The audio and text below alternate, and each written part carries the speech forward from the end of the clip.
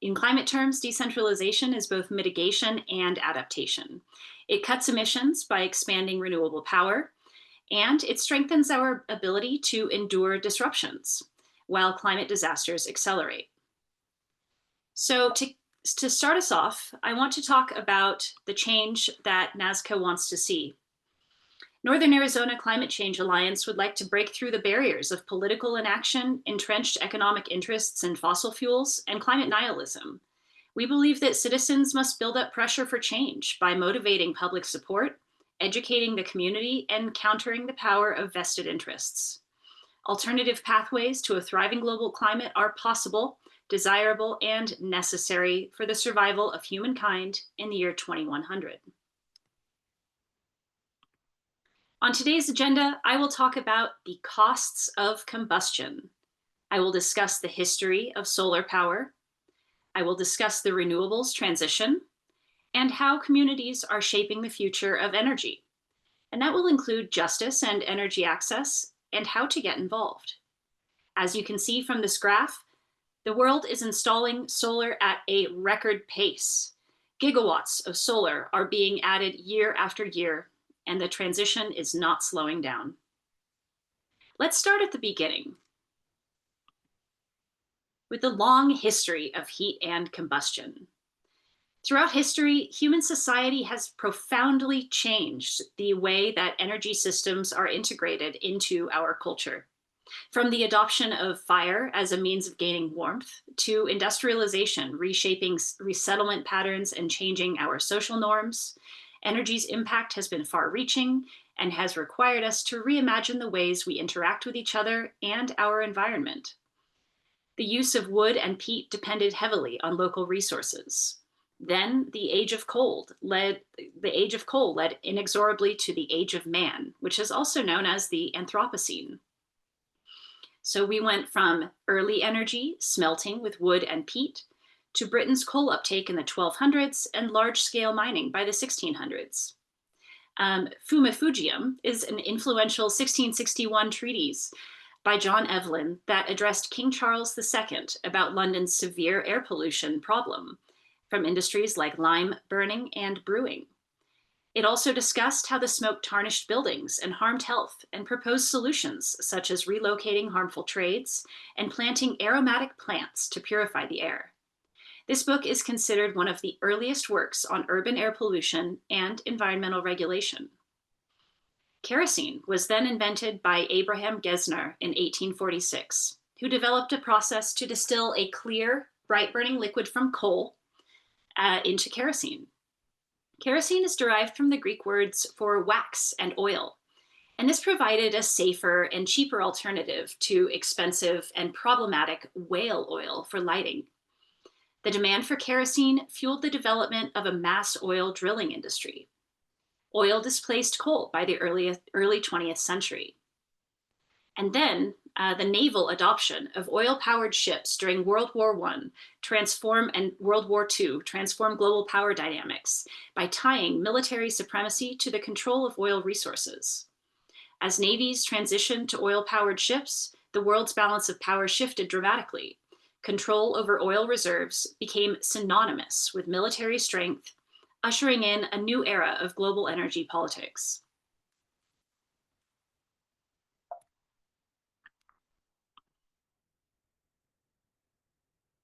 Fossil fuels have historically dominated energy generation, from coal-fired power plants, which are very efficient, produce significant greenhouse gas emissions. This presentation follows up on Dr. Stefan Sommer's presentation in August about the costs of greenhouse gas emissions and more. So as you can see, greenhouse gas emissions create the lion's share of emissions. So we can reduce the lion's share of emissions by transitioning to 100% renewable sources. The Industrial Revolution was fueled by coal, powering steam engines and factories. However, this dependence on fossil fuels has led to pressing environmental challenges, spurring a global shift towards cleaner alternatives. Fossil fuels, when burned to produce energy, cause harmful gas emissions such as carbon dioxide. Generating renewable energy creates far lower emissions than burning fossil fuels. So transitioning from fossil fuels is key to addressing the climate crisis.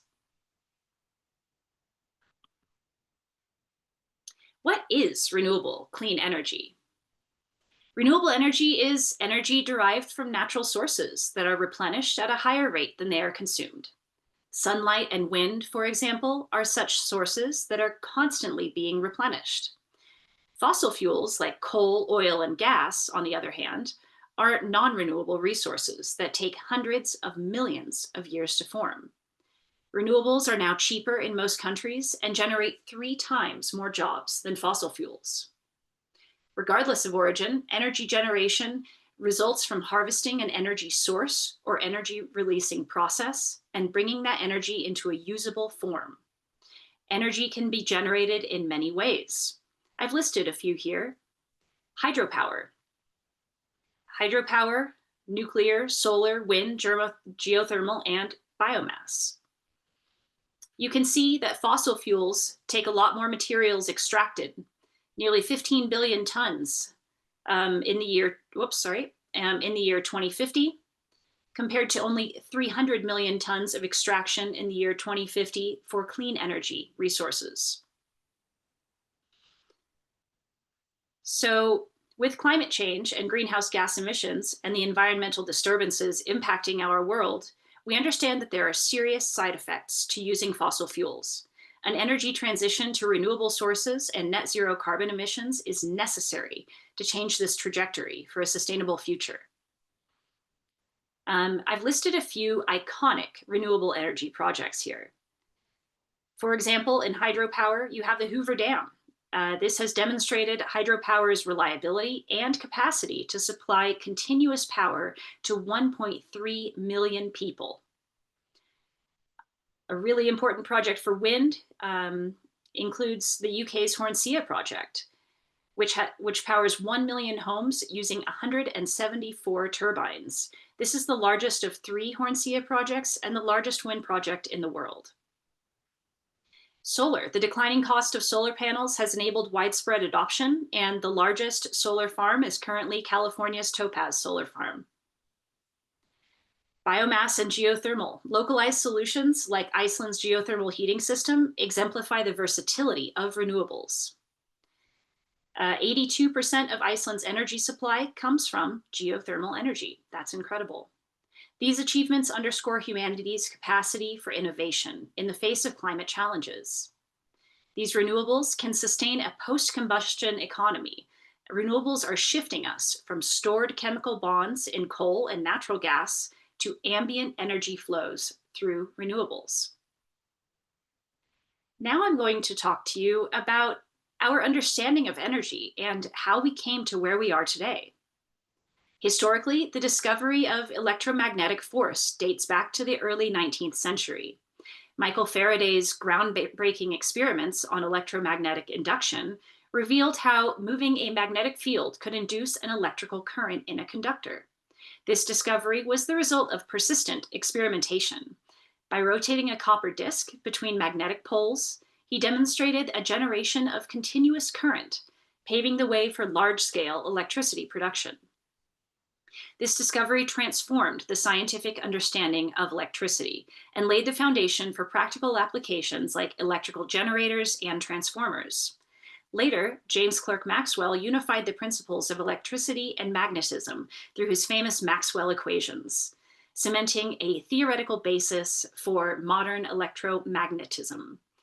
In our daily life, electromagnetic force is not just a theoretical concept, but the principle behind diverse technologies.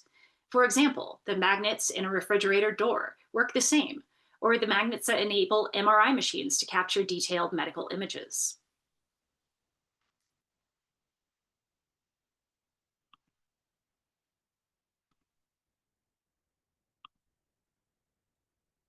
The electrification of America in the late 19th century epitomizes the transformative power of energy systems.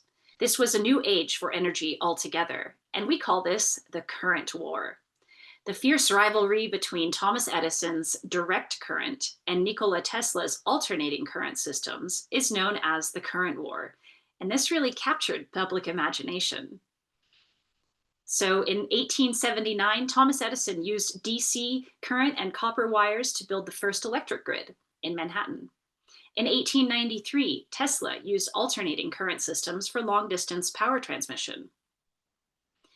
Then there was semiconductor technology invented as well. Semiconductor technology rectifies or redirects AC and DC flows. Semiconductor materials, like silicon, possess the unique ability to absorb light energy and free electrons. Tesla's AC system illuminated the Chicago World Fair Exposition and demonstrated the AC superiority for long-distance power transmission. However, Tesla vehicles today rely on DC power, DC batteries to store energy efficiently.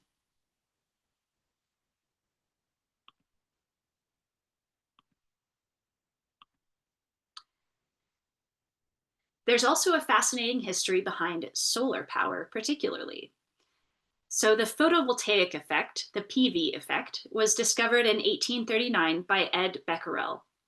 And in 1921, Albert Einstein received the Nobel Prize in Physics for explaining the underlying mechanism of light instigating carrier excitation, also known as the PV effect.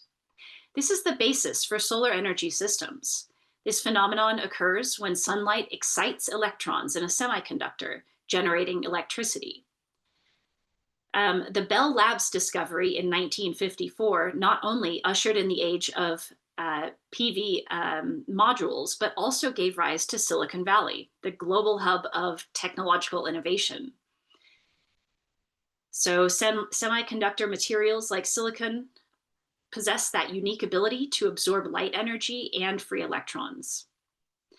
Photovoltaic technology gained significant momentum during the 20th century's space race, and NASA utilized solar panels to power satellites, proving their reliability in extreme conditions.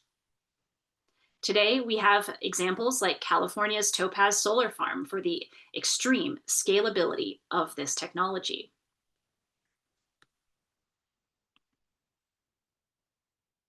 Of course, this science continues to this day.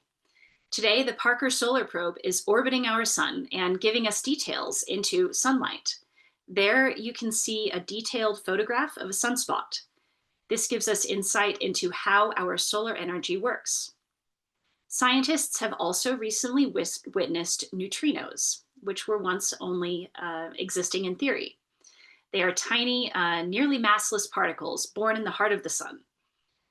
So detecting them allows us to look directly to the nuclear surface of the sun and confirm that the same fusion reactions we model on paper truly power the light of the sun. Their discoveries redefine our understanding of how solar energy is produced and how it travels across space as electromagnetic radiation, and how that energy sustains both our planet's climate and the solar technologies we rely on today.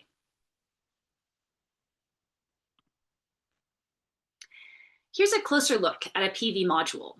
It's made up of several layers of materials. Inside, there is a silicon solar cell. The sun is throwing down electromagnetic radiation and creating this PV effect, which is the movement of the electrons and current. The modern solar panel is a sandwich, and the junction box draws the energy off of the product.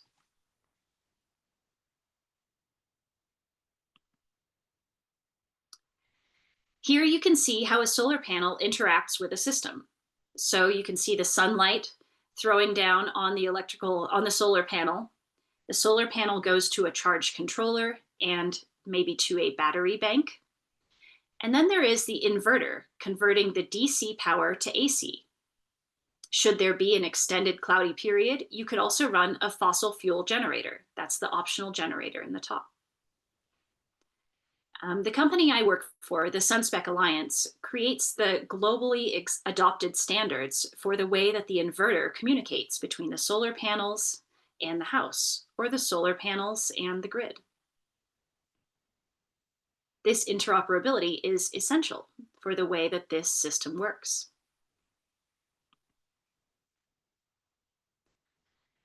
So, most of us don't live off grid.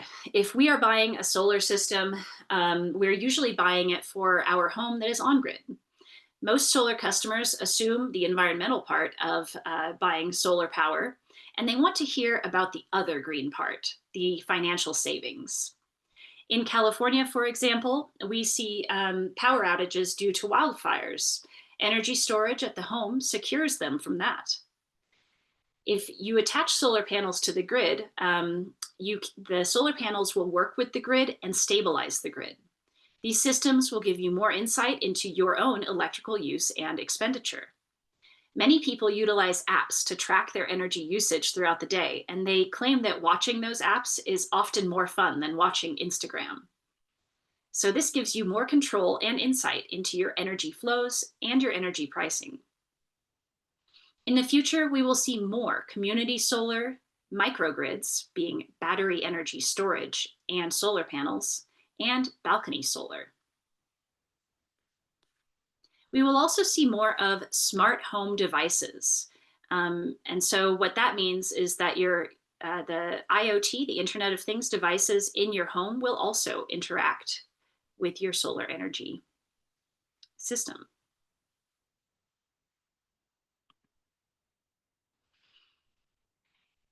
I also want to talk to you about electricity demand growth. These numbers here are staggering. A projected 78% increase by 2050 is equivalent to bringing a second US grid on top of the one we already have. The drivers are familiar: EV adoption, electric vehicle adoption, electrification of buildings, and the rise of data centers for AI. But the implications are still sinking in. The United States electrical grid and electrical grids around the world are not ready. The interconnection backlog is evidence of this. That's solar and storage capacity that is ready on paper, but stuck in queues due to bottlenecks in process or technical evaluation or grid readiness. It's a reminder that technology is racing faster than our institutions can adapt.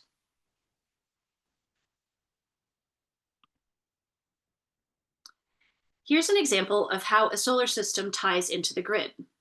It's different than to a house because the system is tied to that electrical grid. This system can also include batteries.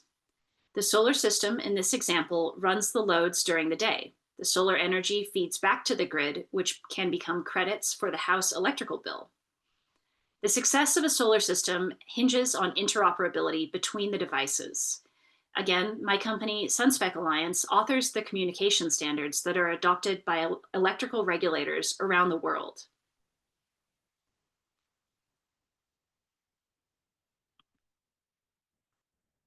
As energy systems change, long-established knowledge of societal impacts of energy must evolve. And this includes regulation and policy, and ways in which projects are conceived, consulted about, and implemented. Across the United States, flexibility is the hype word.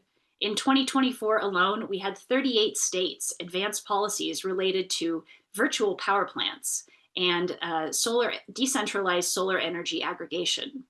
This is a tidal shift. Regulators are no longer debating whether distributed energy resources can provide grid services. They are now debating how to structure markets to make it happen.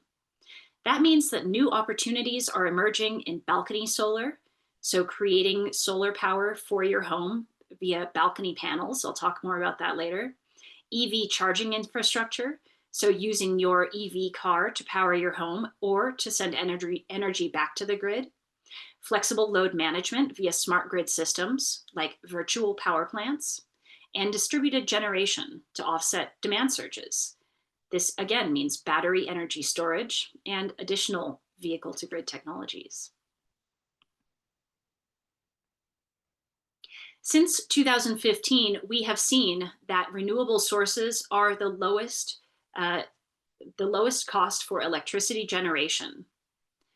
And also, since 2015, we have seen a remarkable shift where fossil fuels the spending on fossil fuels has decreased and the spending on renewables has increased. So since 2015, this radical shift of hundreds of billions of dollars shows us that clean energy has increased and fossil fuel spending has decreased. Spending on low emissions power generation has almost doubled over the past 5 years, led by solar PV. Investment in solar, both at the utility scale and rooftop, is expected to reach 450 billion this year in 2025, making it the largest single item in our inventory of the world's investment spending. There is fierce competition among suppliers, and ultra low costs are being set across the world for solar panels, often paired with batteries. And these become an important driver of energy investment in many emerging and developing economies. So, rapid growth in spending on energy transitions was kicked off by post pandemic recovery packages, and then it was sustained by a variety of economic, technology, and industrial security concerns. So, some 70% of the increased spending came from fossil fuel importers. This was led by China's drive to reduce reliance on oil and gas exports. And then Europe's push to accelerate spending on renewables and different types of efficacy gains like battery energy storage happened after Russia's full-scale invasion of Ukraine and the consequent cut to pipeline gas deliveries. So as we can see, this is the breakdown of clean energy and fossil fuel investment by subsector. In clean energy, we have renewable power, so like solar PV makes a huge part of that. Energy efficiency and end use. This includes HVAC upgrades, insulation upgrades, other things that create energy efficiency. And then we have grids and storage. So that it means grid upgrades, like I was talking about with smart grids, or flexible virtual power plants, and storage, battery energy storage systems.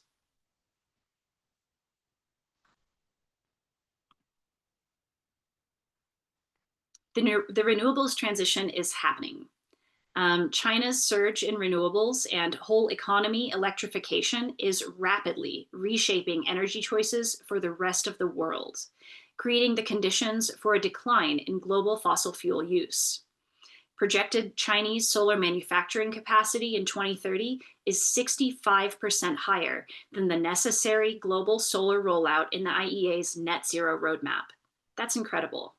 In 2025, California used 21% less fossil gas than in 2024 and 40% less than in 2023. Batteries are making the grid more reliable, and we are seeing an incredible amount of expenditure on battery energy storage systems. For example, last year in Texas, there were times when batteries provided all of the capacity. So much for claims that we need more fossils to meet increased demand due to AI and data centers, and so much for claims that grids can't stay stable unless we use more fossils. Grids are stabilized by renewable sources, and we need renewable sources to meet energy demand. Now I'm going to talk to you about some incredible transitions to renewable energy. For example, free electricity in India and Australia.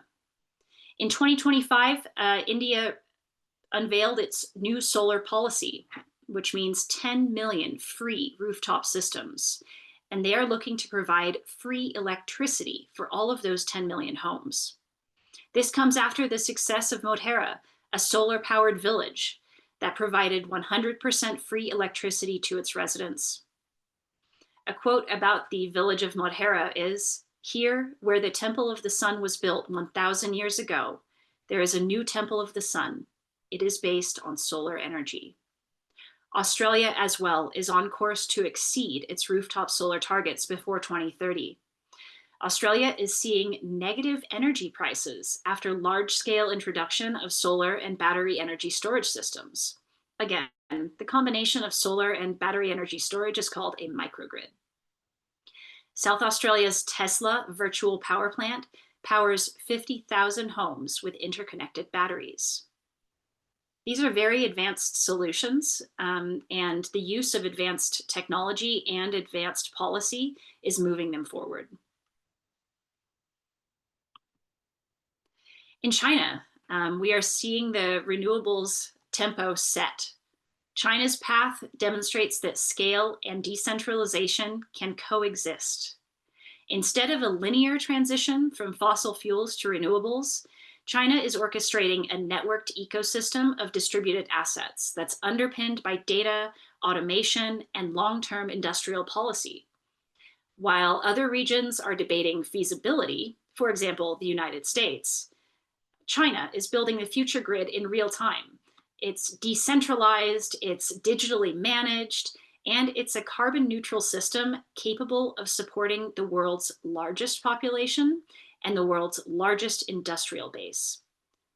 So China produces over 80% of the world's solar panels and more than half of the wind turbines. But production is only a part of that story. China has zero carbon islands that use microgrids to manage variable loads, that means variable electricity demand, across different villages. There's a company called Jinko Solar that has a village electrification program and also provides provincial innovation hubs. That means they're using advanced technology in smaller areas to provide free electricity. By 2024, more than 90% of new solar projects were commissioned without subsidies. So that is another really interesting part of resilience, is that renewable energy is a force in the world economy, and it doesn't necessarily need government subsidies to continue on. That is hope.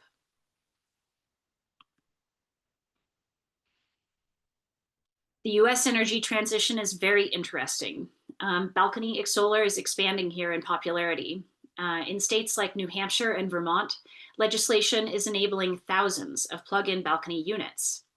Just a couple days ago, New York introduced the Sunny Act. This is legislation to make balcony and plug-in solar simpler by exempting small systems from interconnection red tape. So that means you can, as a renter, or an apartment dweller, or other households who cannot access traditional rooftop solar but would like lower bills and cleaner power, you can get balcony solar, which is micro scale generation at its absolutely most disruptive.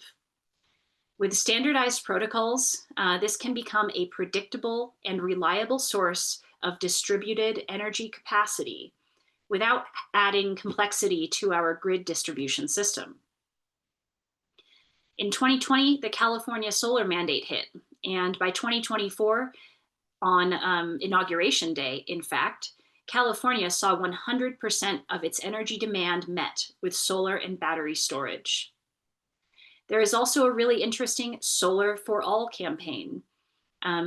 This is, even amid the current federal crisis of funding for renewable energy, the Solar for All campaign has demonstrated transformative potential. In January 2025, they announced some truly groundbreaking achievements. They completed the nation's first 8 kilowatts of clean and low cost or free power to homes on tribal lands. These types of successes remind us that it's more than just kilowatts installed. It's more than just access to energy. This demonstrates how community-centered approaches can overcome systemic barriers.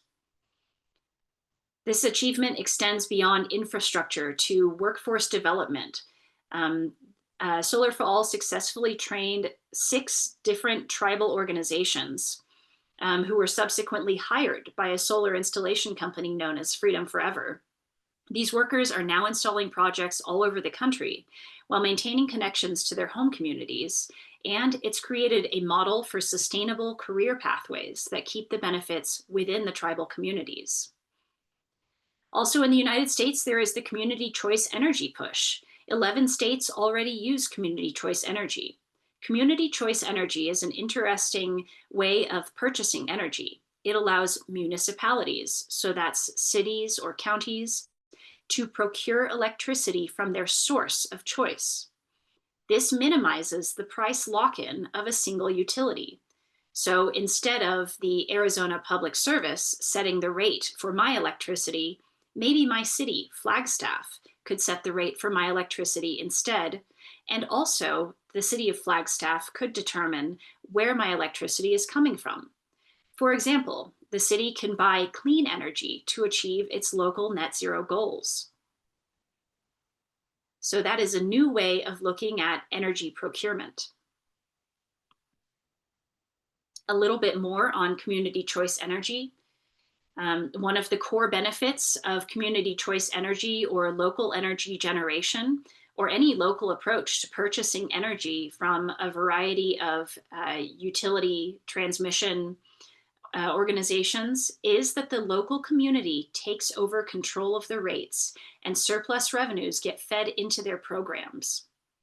Community-led energy sourcing reduces electrical bills by 3 to 25%. US average electricity payment is 17% of household income. It is becoming unreasonable. With the higher load demand, the higher electrical demand from AI and data centers, we need to be careful how much we are charging people for their electricity. Local energy generation and sourcing can reinvest savings back into communities. Tucson's Arizona Community Choice, Tucson is looking into community choice aggregation, community choice energy, and they've seen that operating costs would be anywhere from $500 million to $625 million. That is compared to the local utilities' projected operating costs with the exact same services that start at $610 million up to $1 billion. That is a $500 million difference in operating costs between the typical large utility model versus the community choice energy model. The average customer savings through this community choice aggregation or community choice energy model is about 18% annually. So these examples below are specific examples of reinvestment that can add to the electrical portfolio of the community. One of my favorite examples here is the city in New York that built a solar farm on an old landfill. The landfill was closed, and now that solar farm helps to reduce the bills of over 1,000 low and moderate income households nearby. Also in Rhode Island, they structured their community choice energy programs specifically to provide low income households with 25 to 30% discounts on electricity. So you can see some other benefits. Maybe the savings in total operating costs could lend to energy efficiency programs, EV charging stations, municipal electric vehicle fleets, all sorts of very interesting things.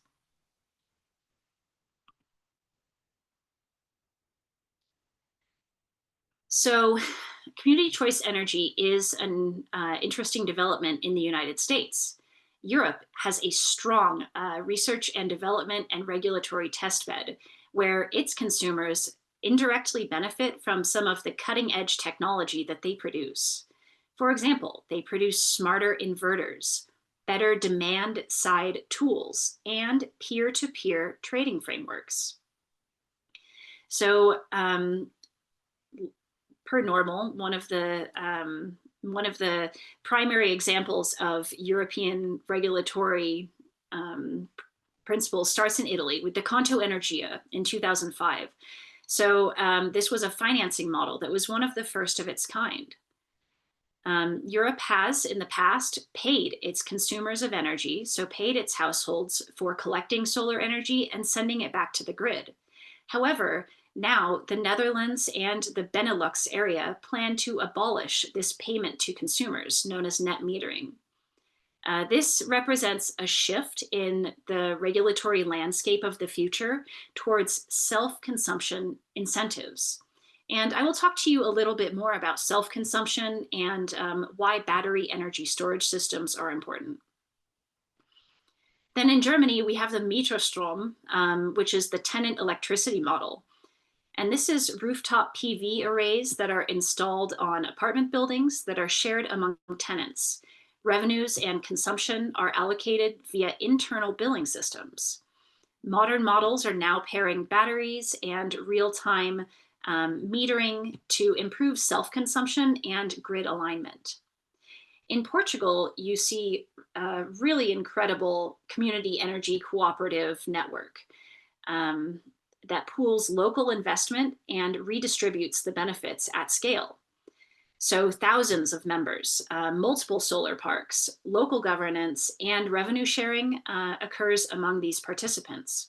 This model embodies democratic energy and creates solar energy at scale without losing those local benefits. Europe hosts many of the world-class research institutions that are advancing inverter control, energy management systems, and grid edge battery storage. You can see in this graph on the right that, that the European Union is using anywhere from 82% in Iceland at the top there, down to a very small percent in Malta of renewable sources. You'll also see at the top that Iceland, Norway, Sweden, Latvia, Finland, and Denmark represent the European countries utilizing the highest percentage of renewable sources. And this is because of the abundance of geothermal energy and other natural resources, as well as really smart policy alignment and commitment to net zero goals.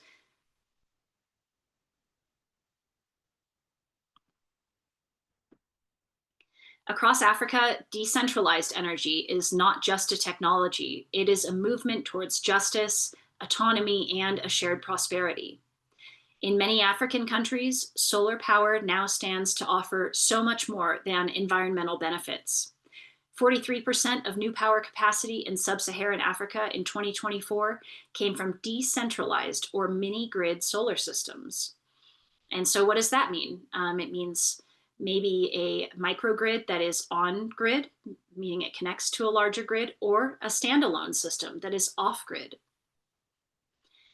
So in Nigeria specifically, almost half of the 230 million people have no access to electricity grids. There's no interconnection. Today, solar has become cheap and versatile enough to help bring affordable and reliable power to millions of people. You can see that Nigeria's 2030 build-out plan, they've improved power sector planning, and they are using standalone systems in abundance. They're also using mini grids and on-grid solar and renewable energy. They are expanding transmission lines as well. So Nigeria is placing serious bets on solar mini grids, small installations that produce about 10 megawatts of electricity, and that's enough to power 1,700 American homes. So I'm sure that it will power even more homes than that in Nigeria. And they can be set up anywhere. Crucially, this country has pioneered mini-grid development through smart policies that attract investment. So there are also other large solar projects in Africa, like Egypt's Benben Solar Park and the microgrid in the DRC. These are large-scale solar projects, but large-scale and community-scale systems are providing clean power, training, and income for residents. On top of all of that, Africa's electric vehicle spending has reached almost $70 million in 2023. That is an 8-fold increase over 2 years. So it will take a lot of investment to make this work across the continent. But Africa is demonstrating that weaning off of fossil fuel-based power is a solution for people who are concerned with immediate benefit like energy access and improving their livelihoods. Against this backdrop, private equity and venture capital play a key role in financing early-stage business in Africa. So I hope to see a lot more commercial and industrial solar companies considering Africa a less risky place for investment, considering the great opportunity that is there.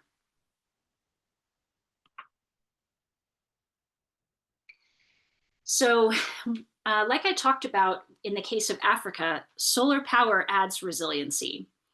Energy resiliency hubs are popping up all around the world. Solar power is very resilient. Solar plus storage, meaning microgrids, withstand floods and droughts, grid failures, and they ensure that hospitals, schools, and small businesses keep operating.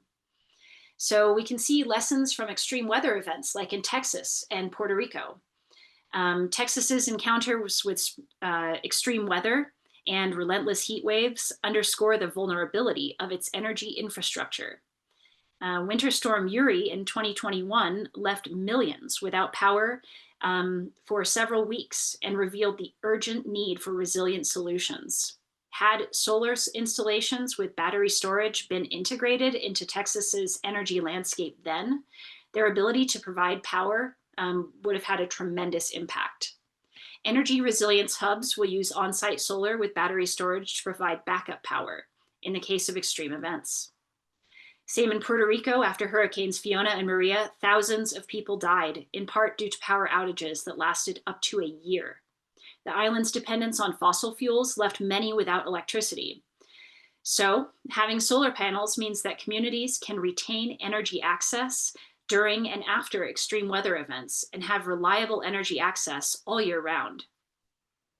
Again, solar energy is advancing despite some of this drill baby drill oil happy language that is going on at the federal level in America. You can see here that Google has given a $1 million grant to create solar powered resiliency hubs for over 500 families in Texas. Private equity and investment will drive the renewables transition forward, no matter what's happening at the federal level. There are tons of career opportunities in solar power. Home builders and commercial building contractors are a huge part of the energy transition. Everyone will be working in concert with solar installers. In the past few years, we've seen the creation of thousands of jobs in solar power. Access to effective training at all levels of the construction process will be critical to ensure successful and profitable installations of modern solar equipment. Many companies are being created to install and manage distributed energy systems. We will have an unending need for new software for new functions, secure operations, and solar panel system management. Going into the future, we need thousands of professionals to finance, market, and design renewable energy systems and improve quality of life for us all. These job opportunities will only increase in the future. All of these skill sets are highly transferable to a wide variety of endeavors. Another thing we need in the future is electrification of community level buildings. For example, school building electrification. I like this image because it shows an all-electric, high-performance HVAC system in a large space. I've also provided quite a few resources that you can look at and share with others. Schools are an essential part of the community infrastructure, and we need to make sure that they are electrifying as well. We also want to electrify at the residential level. So here are some tips for residential solar. My first tip is to pair solar with battery energy storage. Again, that's called a microgrid. My second is to utilize local and federal incentives as much as possible. My third is to right size the solar system. That means design a system for your house that matches on-site consumption patterns, rather than oversizing, getting more solar panels to export back to the grid. Like I mentioned in the case of Netherlands and Benelux countries, the payment for sending solar electricity back to the grid will be smaller in the future. My last tip is smart load management, and this means reducing energy demand through insulation, efficient appliances, LED lighting, HVAC upgrades, and other ways that will create a smaller, more affordable solar system for your residential area. There are many, many benefits to residential solar, to integrating residential solar into your home or into your community. Of course, lower long-term energy costs, less vulnerability to utility rate hikes, higher property values, reduced peak demand strain on the grid. You're going to keep cool during blackouts with solar and storage. You can form neighborhood microgrids for energy independence during crises, and you will be ready to benefit from the future of solar policy changes.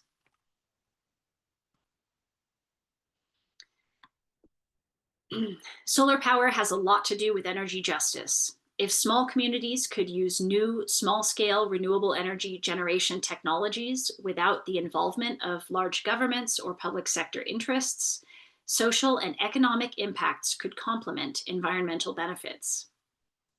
Community energy and democratic ownership and governance allows citizens and local stakeholders to have equity, decision rights, and revenue participation in energy generation. This means reduced reliance on centralized and utility monopolies. So you can see decentralized energy, off-grid generation provides resilience. Reliable electricity underpins health and jobs. Emerging and developing communities can become energy rich rather than paying high prices for fossil fuels. And for my last point today, I want to say that shifting from scarce, hoardable molecules to abundant democratic electrons is how we are going to shape our resilient future. And it's also how we are going to fight climate change. Thank you for listening today. Please check out the Northern Arizona Climate Change Alliance and be a climate ambassador and a solar ambassador in your own community. I would like to take questions now. Anyone who has questions? Tom, do you think you could tell me if anyone has written any questions? Thanks. Thank you for your presentation. It was very interesting. I already saw some questions passing by in the chat. And would anyone have any further questions? I would like to ask you to put them in the chat as well, so we can go over them one at a time. And I will now go and find the first question. How does the balcony solar panel connect to the grid? This was a question from Angela. Thank you, Angela. So let me go back to my slide that talks about the grid connection. So, the balcony solar system does connect to the solar power within the home. And so then that, of course, would connect back to the grid through the meter. So you can see power to home and business and the meter. The transmission lines are here, and that connects back to the grid. Does that answer your question? Balcony solar can also be grid independent. So that is also a possibility. In a different slide, I also saw that you can put the balcony solar, that you can connect it to a pre-existing socket. And of course, that pre-existing socket is then connected to the grid. Exactly. Yeah. Well, the pre-existing socket is connected to the meter, which is connected to the grid. Yeah. As the use of solar energy in the world is growing up, will there be taxes from different governments related with this? So the use of solar energy is definitely increasing, and governments are changing the way that they are approaching the tax situation. So back to discussing, for example, the Netherlands and Benelux, they are discussing how there is a certain architectural thinking going on about solar energy balancing and dynamic network tariffs. And so I do think that solar energy will decrease and continue to decrease in price. But I think that we won't be seeing as much money coming back to the consumer for adding solar energy to the grid. Rather, I think that our energy prices overall will lessen. I'm not sure if this question is covering perhaps tariffs, but from my perspective— I can give an answer for the Netherlands at least. For all the power that we put back out onto the grid, we do pay a tax, which is very little. On the other hand, the energy prices have dropped so much that if you have a variable energy contract, which means you pay actually the price by the minute, you can end up getting money for consuming energy because there's just so much wind and power on the grid they need to get rid of it and people need to consume, so they pay for the energy that you consume. Very cool. Yeah. Next question. Do you think that the grid in Smart Cities 2.0 will arrive soon? So I'm not sure what the reference to 2.0 is, but I do know that the grid is changing a lot. And the advancement of virtual power plants, particularly for increased data center activity, will require smarter grids. Transmission infrastructure will change to smarter grid technology. The next one is from Bill. What are the biggest barriers to CCE adoption in Arizona? Yeah, the largest barrier to CCE adoption in Arizona is the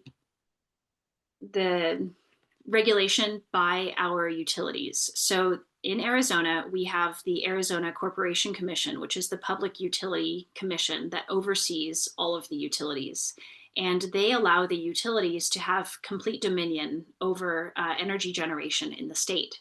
So, what we need to do in Arizona is create state level legislation that goes through the Arizona Corporation Commission that enables municipalities to purchase electricity on their own.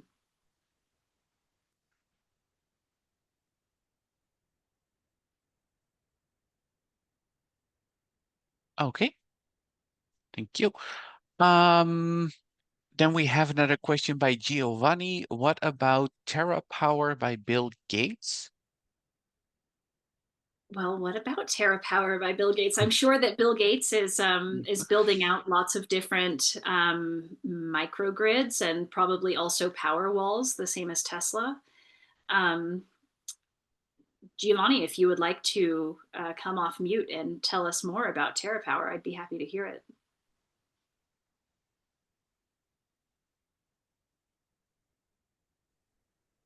Thank you very much, Erin.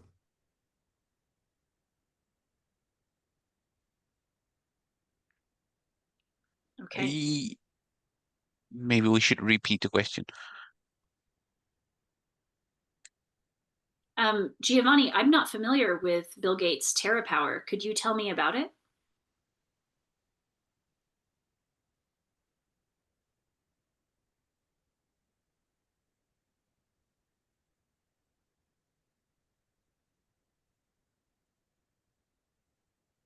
Okay, well, then that's obviously something worth looking into. I'll look into it in the future. TerraPower is a fourth nuclear reactor. Ah, okay.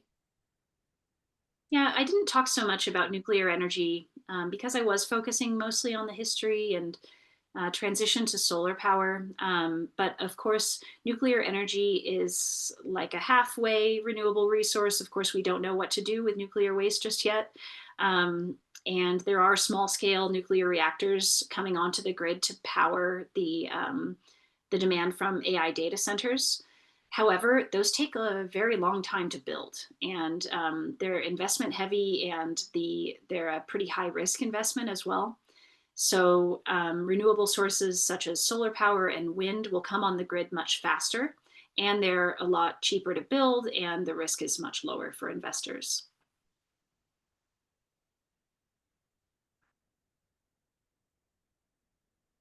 Next question is, where do I go to get a recording of this webinar? Well, this webinar will soon be available on the website of NASCA. So that is nasca.org with 2 C's.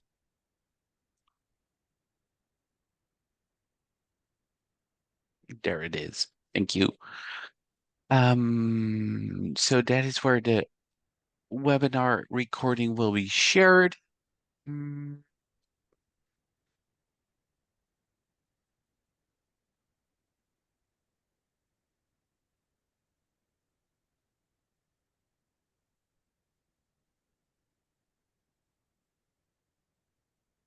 was the last question, I guess. There is an interesting discussion going on nuclear fuel.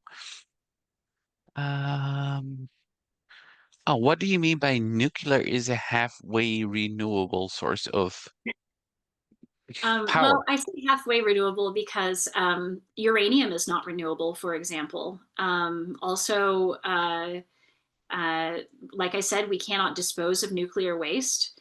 I say halfway renewable because it does not, it's a low carbon emissions fuel source.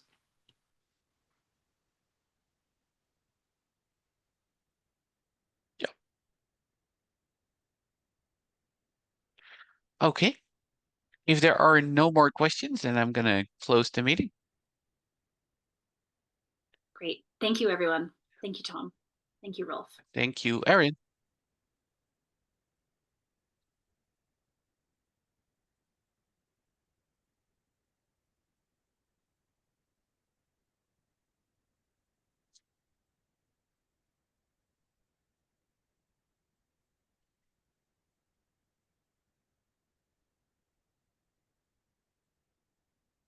Mm.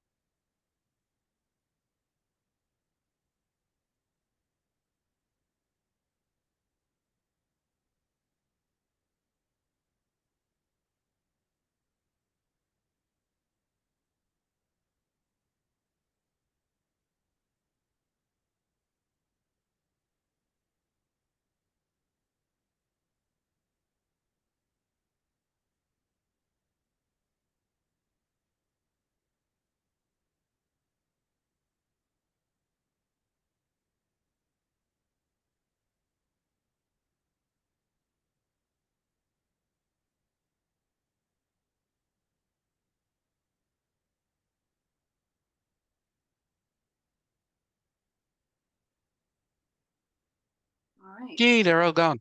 Yeah. All right. Well, that's a lot of information to get through in a short time. So I hope it was, Yeah.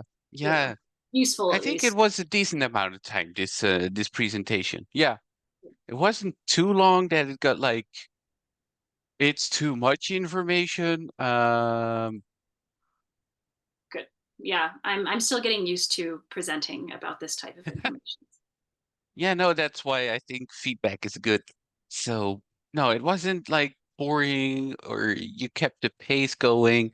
So, no, it was good. It was a good presentation. It was informative. So, yeah, I enjoyed it. Great. I think your audience also enjoyed it because after the second slide or during the second slide, most people came in and we were about 36 Okay. and just some people may have dropped off or and then some people joined back in.